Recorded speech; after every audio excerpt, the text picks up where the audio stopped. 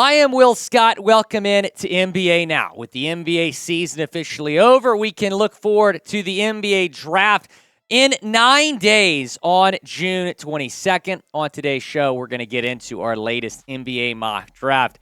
No surprise, we got Victor Wembanyama, the French superstar, going number 1 overall to the San Antonio Spurs. You saw the reaction from him on lottery night. I think he's excited to be headed to San Antonio, where his childhood idol, Tony Parker, played.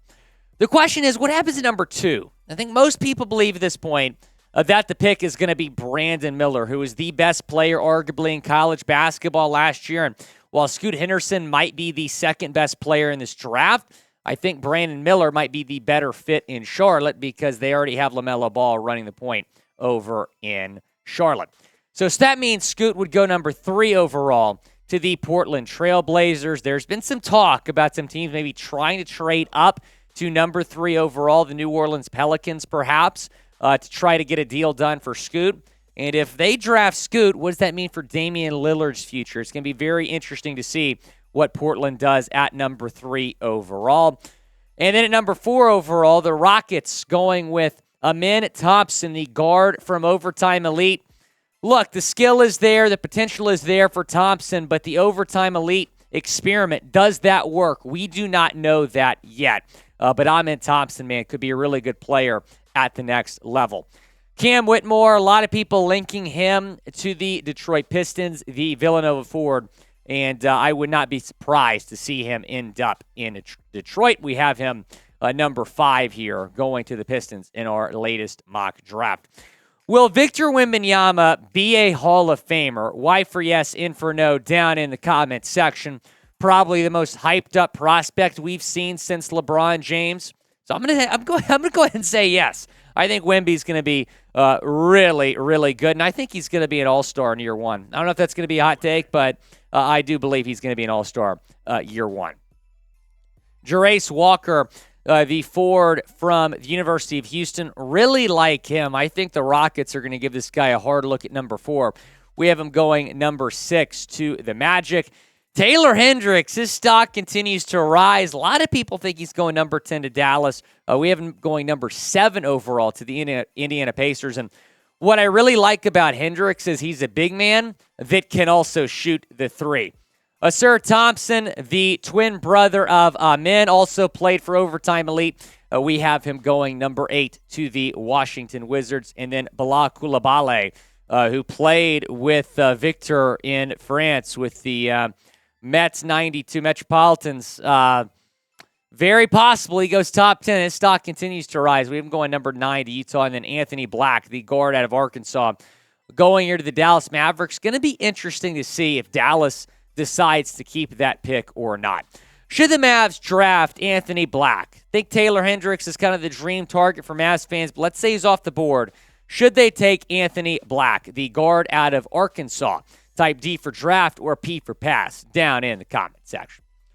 Grady Dick, one of the more intriguing prospects here, number 11 overall to the Orlando Magic. I think this guy has what it takes to be really good at the next level. And then Cason Wallace, the guard from Kentucky, the first Wildcat off the board. We have him going number 12 in the lottery to the Thunder.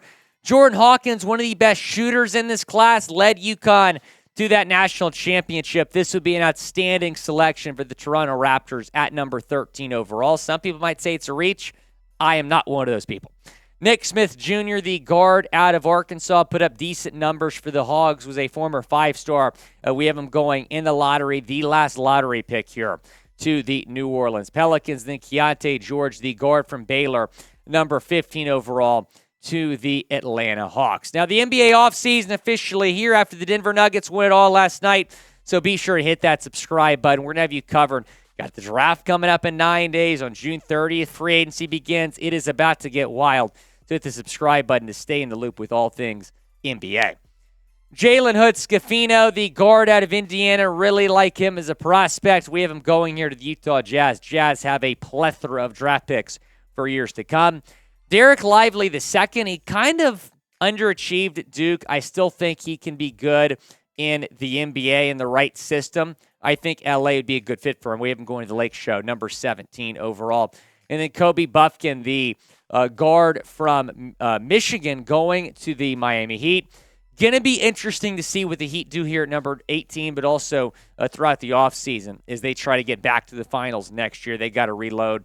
And then Jet Howard, the guard from Michigan. So back-to-back Wolverines here at number 18, number 19. We got Howard going to the Dubs.